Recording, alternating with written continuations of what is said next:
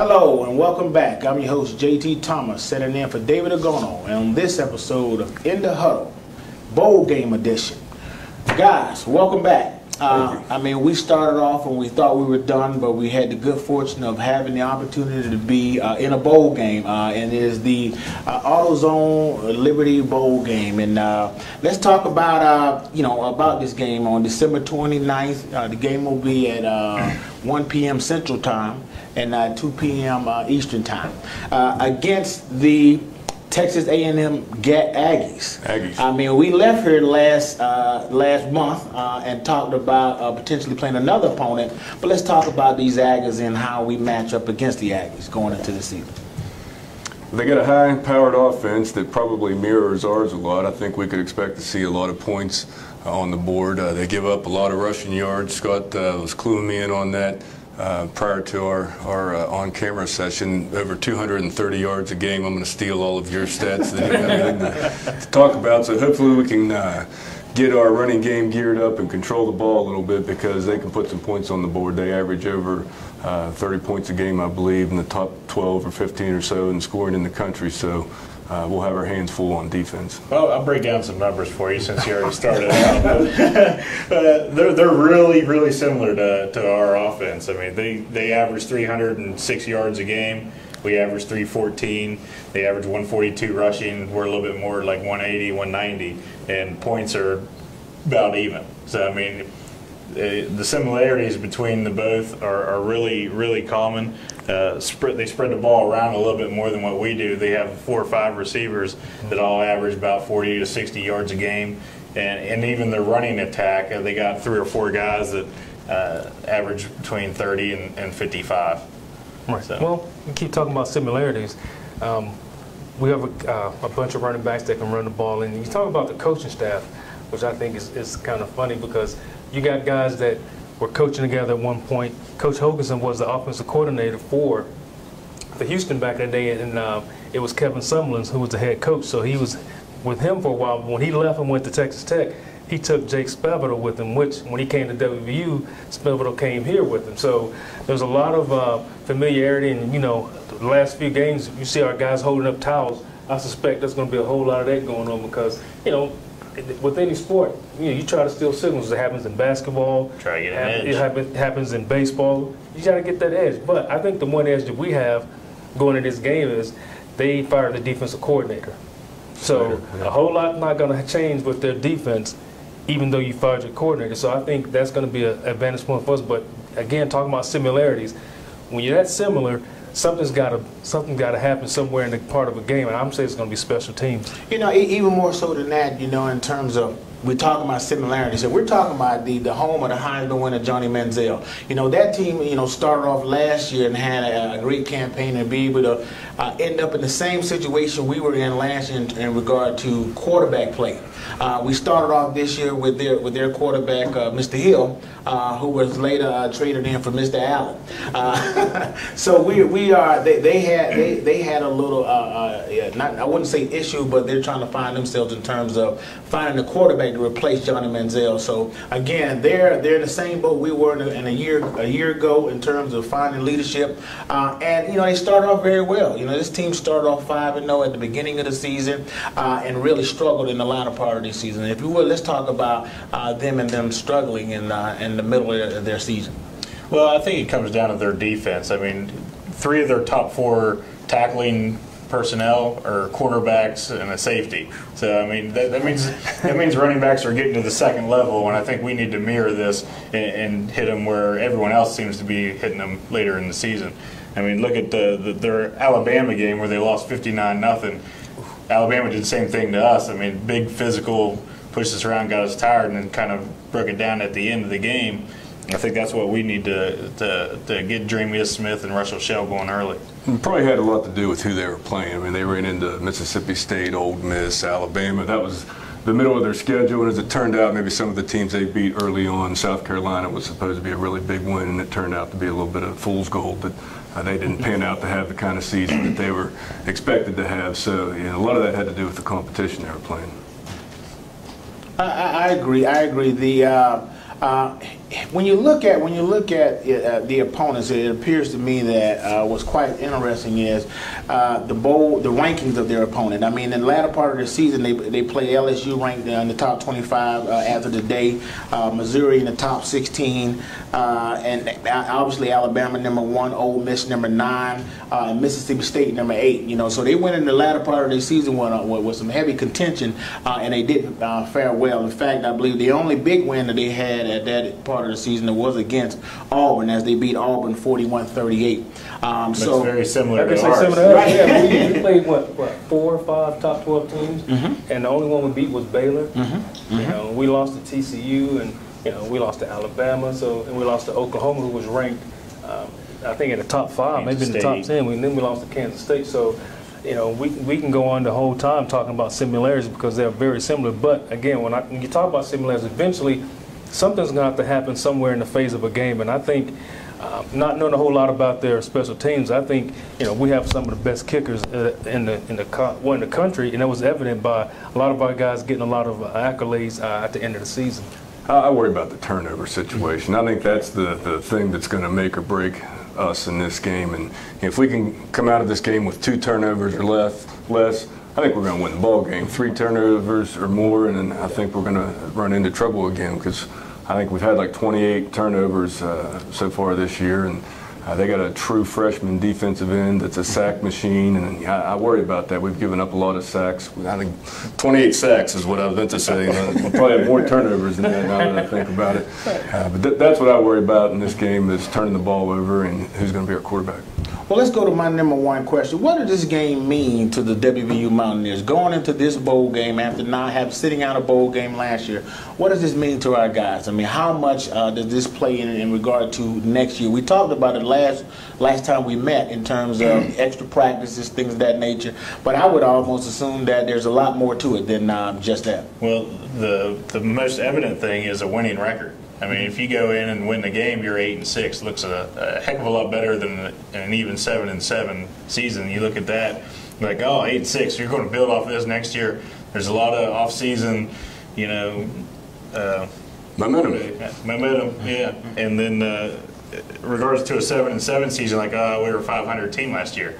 We didn't play like a 500 team. We played at times like an undefeated team, and then a couple games like we hadn't won a game all year.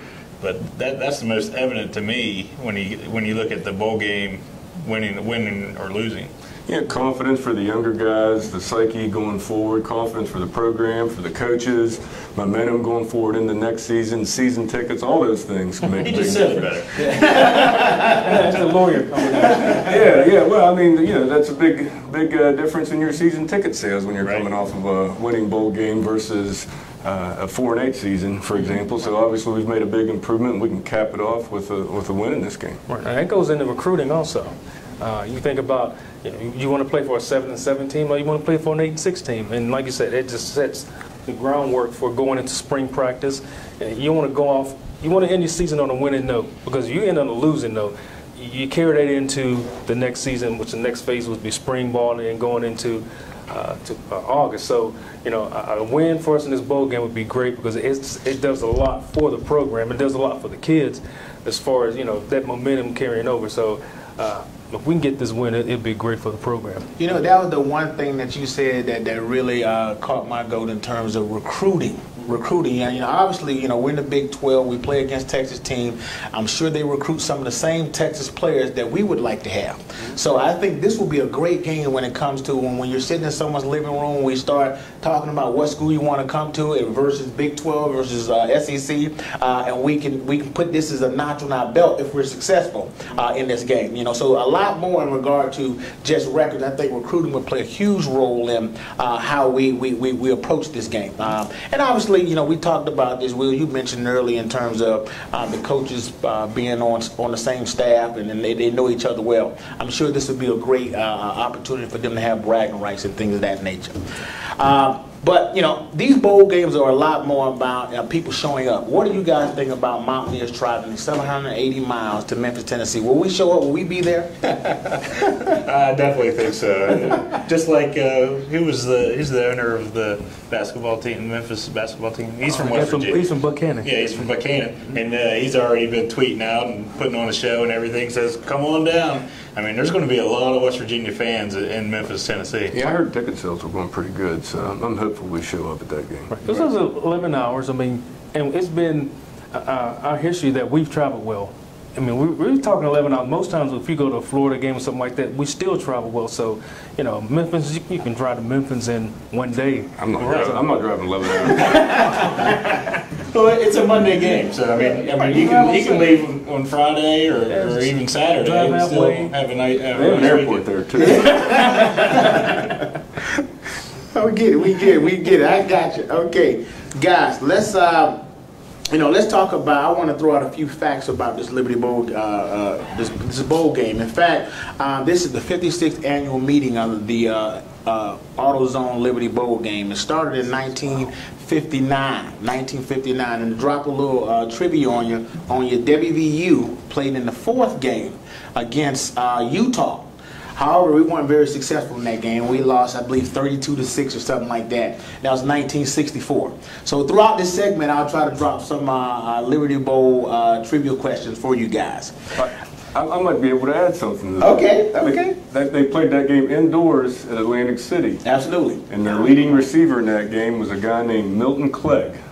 Had 7 catches for like 90 yards. And you know what hometown he had? Let me guess.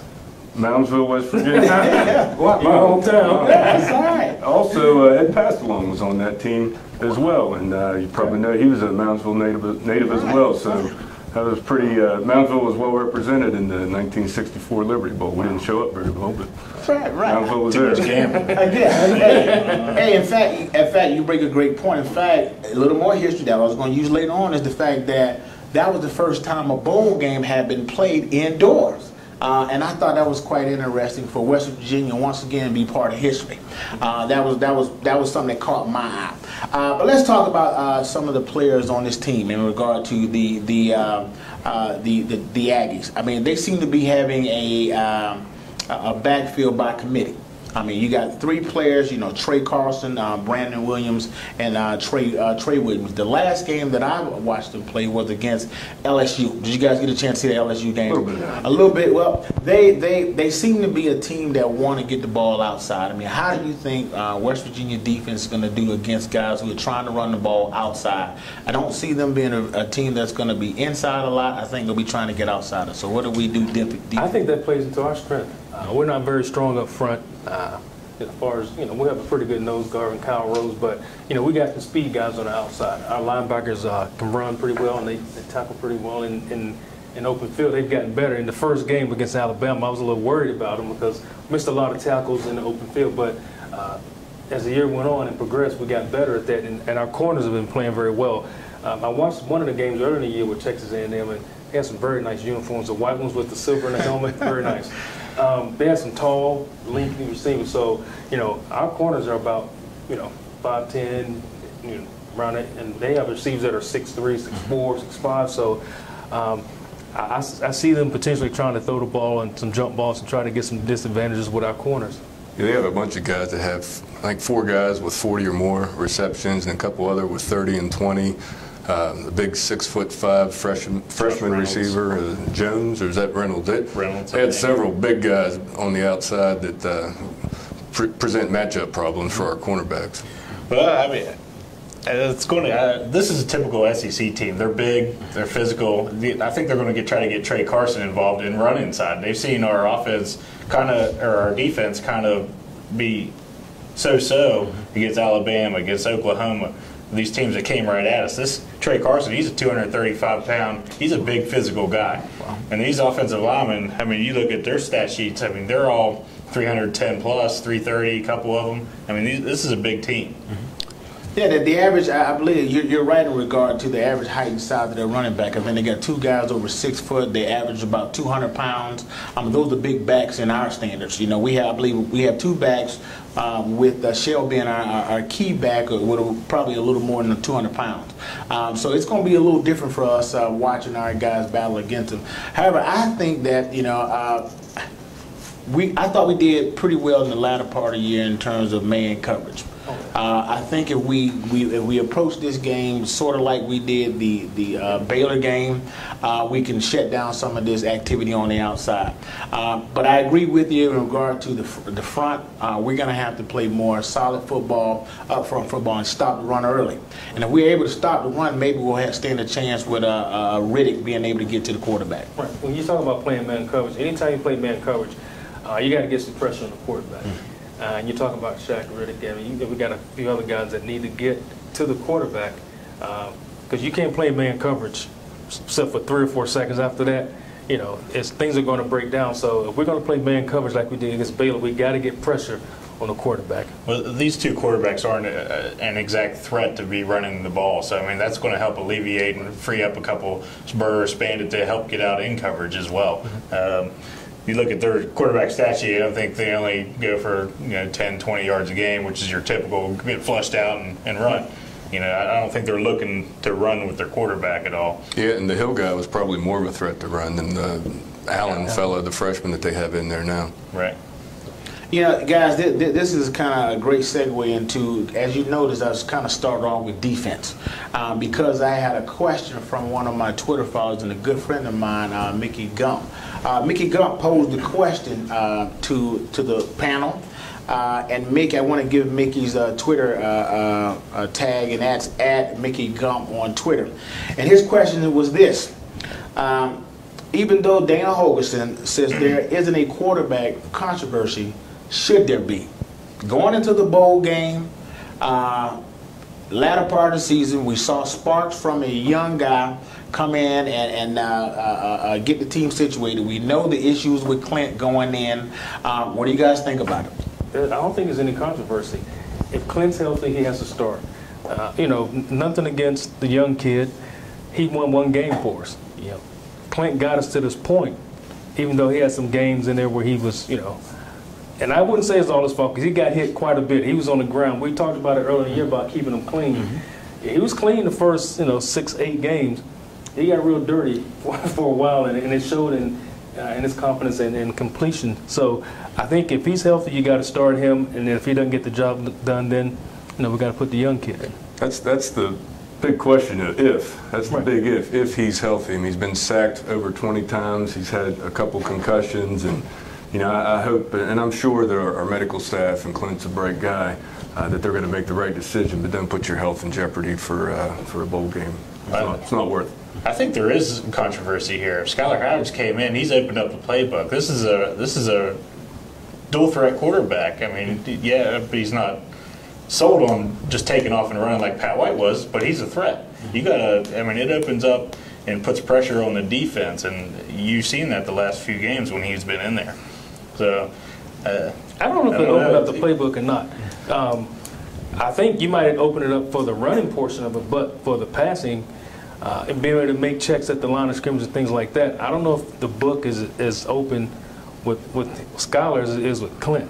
Well, like you said, it gets down to the scheme. How are you going to attack this Texas A&M team? I mean, they've given up 240 yards a game rushing. I mean, is that the plane of attack you're going to take, or are you going to try to throw it at these couple All-American cornerbacks? To add to that, I will mention that you make a great point in terms of the different styles of quarterback. I noticed in the LSU game, the quarterback from LSU, they did a lot of read option, and they were able to get outside. And the fact that you had that young defensive end, that defensive end got sucked in a few times, and then they busted outside. So my friend Mickey Gump, you started a controversy, but it's a conversation that needed to be had in terms of where we stand.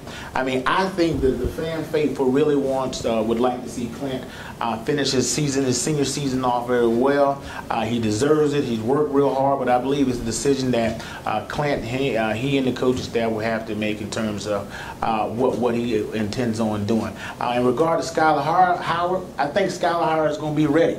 I think the kid's been ready all year. I think he's been waiting for this opportunity, and when it presented itself, I mean, he stepped up big and played like he had been in the game before. And we talked about that boding well for West Virginia in the future, to have some quarterbacks to be able to come in next year and compete. But again, the controversy in terms of who should start, the question is asked, and it's a good question, and we'll see. You might have changed my mind talking about the LSU game. If he's going to play like that, we want Scholar in the game. Right. Because Clint's not a threat on the read option. Because he's not going to run the ball. Right. Skylar Howard, oh yeah, he's definitely a threat. So, yeah, you might have changed my mind. Yeah, I mean, it's quite interesting if you Trust watch me, I'm it. a Clint fan. Everyone knows I'm a Clint fan. Defensive end are talking about, I think, set a freshman Miles record Garrett. for sacks Yeah. in the SEC. And he's But that makes he likes to get after. So Yeah, it almost means if you sit back there and try to throw the ball around, like our good friend Clint Trickett will, that this guy has a chance to get at you. But if you move around a little bit, we may stand a better chance in getting the ball out. Now, make no bones about it, West Virginia goes in this game as a favorite. And that's a question in itself, in the fact that when the last time has West Virginia gone into a bowl game as a favorite? Like 1994, CarQuest Bowl, probably something. Actually, yeah, it was. Actually, it was 95. Because I played in that game, and we played South Carolina, and we lost that game. You did? Yep. So that didn't bode well for to go We're ahead. favored in Georgia Tech, the Gator Bowl. Well, I don't know. Calvin Johnson had Well, let's- 1,000 yards on him. Let's say this: it's not very, it's not very often that West Virginia goes into a bowl game and is favored. So guys, don't feel comfortable. Be prepared to get out there and get after like we always do, and have that underdog spirit. Because this is a game we need to bring home. I mean, no doubt about that. We need to finish this game up strong and then conclude our season. Going into the last part of the segment, let's do a few things. We talked a little bit about defense. We talked about offense. We'll get to special teams, but not yet. I want to talk about some keys to offensive success. And let's start with you, Scott. Offensive success. Our offensive success, it comes down to the big guys up front. I think it was typical SEC, lean on our defense and be opportune on offense. Is what it seems like SEC has grown into here the past couple of years. But I think the big guys up front need to create lanes for Russell Shell, Dreamer Smith, whoever's in the backfield.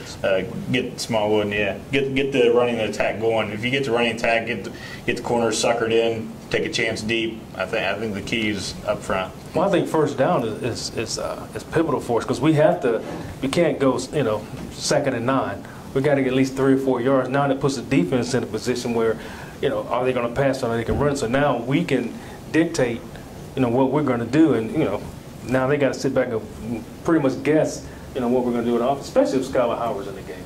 Yeah. It's 2nd and 5. Well, we can run read option and like he did against Iowa State. The cameraman even went that way, and he was running down the middle of the field before anybody even saw what happened. So makes those ends have to sit down a little bit. They just can't pin their ears back, come flying off the edge. Right. So if we want to, run that read option, those ends have to sit. Now that guy, whoever pulls it, to tackle our guard up, it's the fullback kicking out. You got a guy just sitting there waiting to get kicked out. I think we need to establish the running game. They've proven to be vulnerable to the run. Hopefully we can get our big backs going, our small backs, all backs, anyone in between. But most importantly, as I see it, and I can't emphasize enough, is win the turnover battle. We can't put the ball on the carpet. And I agree with you guys. We a few things that we said in this session here in terms of front line and running the ball. I agree with those things wholeheartedly. In fact, we know statistically we've done very well on those first drives running the ball and being able to score off the run. We need whatever plays we're doing in that first series. We need to run them until they stop us. We need to run them until they stop us. And then if they tend to stop us, let's go back to our man who's been supporting us all year. Let's say we haven't even talked about Yeah. Bolitnikoff. I mentioned him earlier. I mentioned him quiet. We don't want Mr. Kevin White, Kevin, I'm sure is waiting to have a big bowl game. I mean, this will be a great opportunity for him to conclude his year. What do you think, Will? I think we need a healthy Kevin White. You saw again at Iowa State, he was hobbled a little bit, and Skylar had some problems getting the ball to him a couple times. So I think this time off has been great for him. I'm pretty sure he's going to be healthy, and a healthy Kevin White is A weapon. Oh yes, a weapon of mass destruction. So, and it'll put pressure on the defense. Now you got to be like a lot of the teams we played this year. You got to put 2 guys on them. If you put 1 corner out there on Kevin White, God help you. So, no one's been able to cover him one-on-one yet this year. Not helpful. Then if you put 2 of them, then you got this other speedster on the other end that's going to make you pay. Yep. Hey, so with that, let's move on into defense. What's our defensive keys to us being successful on defense playing against the Aggies? Get to that quarterback when we get there, get him down on the ground, sack him, make sure he's under pressure the whole time, then let him get the passing game, get us spread out, and then they start punching us with the running games. I think we need to get after him. He's just covered all of it. That's my offensive point of view. Well, is there anything left? I mean, thank goodness. Well, you can finish that up, Scott. I got nothing. Defensive keys. I think it's just like Will said, early downs. Get them one-dimensional. Stop the run. Get him in long down distances and break up his rhythm. Like you said, get to him, make him move a little bit. Try to get him out of the pocket and force some turnovers. Yeah, we got to show some different fronts like we did against Baylor. We can't come out and just show the zero technique nose guard and the 2 ends. We got to stick some guys in some gaps and show them that, if you're going to try to run the ball, we got some other things we can do. Because, the first few games of the year, we just played a straight 3-3. We brought the spur and the bandit every once in a while. But when we started plugging guys in the middle, and that's where they're going to run the ball. You talk about their offensive line. They're big. If I got a big offensive line, what are you going to do? I'm going to turn around and hand it, to a big back and, try to pound them. So I think we'll have to move our guys around. We can't, like you always say, Scotty, never guys, doing pre-snap reads. You got to have some movement. So. Well, we have extra time too, so I think Coach Gibby and his new contract is going to bring out. Man, $2.1 million worth of pre-snap movement. Going to bring out some new blitzes or something. To scheme around their weaknesses. I mean, you got a lot of film to watch on these guys and a lot of time to prepare. So. And I think our guys are just ready. I mean, these guys, they struggled the last 3 games of the season and concluded very well against Iowa State. The defense want to get back on national TV and show them how to get it done. I mean, for me, the big key on defense will be our secondary, being able to not get caught off guard. Because I suspect this game could be about trick plays, all sort of stuff, especially with West Virginia going in as a favorite. So I suspect that our secondary and our linebackers, if they key it up right, I think we'll finish up well. Now let's move on to that topic that we have struggle with more than anything. Let's talk about special teams. What are the keys to us being successful in regard to special teams? Holding on to the ball. Are we just talking about punt return?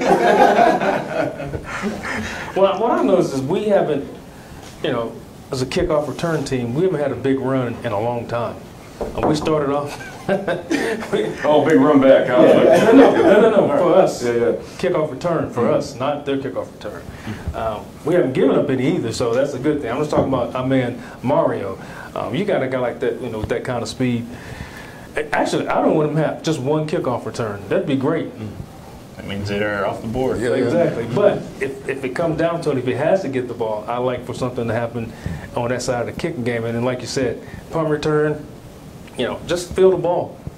I'm looking for some progress. I want to see us actually return one, advance it a couple yards. Okay, let's just make it out of this season, and we'll work on it in the spring. Just no disasters. That's all I really want for Christmas. I really expect this to be a low-scoring game. I really do, and I think Boomstash is going to be real pivotal in the success of this game. If he can flip the field and make them do sustained drives, I think it's going to bode very, very well for our defense. And I think our buddy Josh struggled in the last couple. I've never seen him miss. We would call them chip shots. Yeah, and he's missed typical 45-yard chip shot. And he missed a couple of them, so it'd be nice for him to get his confidence back. And he's been a weapon for us all year, and he's won some games for us. So it'd be nice for him to get his confidence back and make those 45-yard chip shots. Is this an outside field or is this indoor? It's outside. This is outside. Yeah, so the weather could be a factor too. Absolutely. It could be a cold game. I think special teams will be great because, as always, special teams are for special guys. And this part of the season, guys, I mean, you got to think about this. On special team, these guys, some guys probably hadn't played very much, or guys who know they struggle in special, they're going to let it all fly this game. I mean, there ain't no tomorrow. They ain't nothing to leave it on the field for. They're going to get after. They should get after and feel like special guys at the end of the season. I'll be very interested to see how we do. One caution that I would tell you, though, is they have a guy by the name of Devontae Speedy Knowles, a kick return specialist, as well as the kickoff return guy that we really have to watch out for and not let this kid return the ball on us. That's one key that I think we have to be very, very, very aware of, and I think we'll do a good job. Let's finish this thing up with predictions. Let's go, Scott. Let's give it to us. I'm going to say a low-scoring game by our standards of 24-20. I think it's going to be a more of a rushing attack game on both ends of the ball. That's just my prediction. I think we're going to score over 30 points to win this game. I'd like to see about 35-21, never in doubt. 35-21. Wow, okay. I was thinking low scoring. I'm with you, Scotty. I was thinking 21-17 myself. So, but then again, you get in a bowl game, like you said, JT, you break out all the trick plays. You can't say, well, I have tomorrow, because there's no tomorrow. So, if you got any trick plays, reverses, fumblerooskies, all those things are in your bag, so you can pull it out. So. Yeah. Sometimes trick plays work the other way. Yes, they do. Sometimes they're not very tricky. They become tricky, yeah. Hey, hey guys, I agree with you. I think we win this game by at least 2 touchdowns. I feel real good about the Mountaineers. In fact, I believe in us being the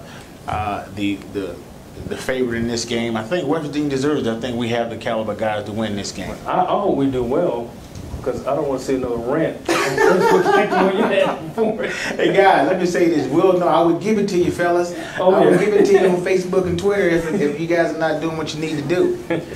But guys, if that's it, we'll go ahead and thank everybody for checking us out, and check back at thedepost.com for more coverage of the Mountaineers. Until next time, huddle up.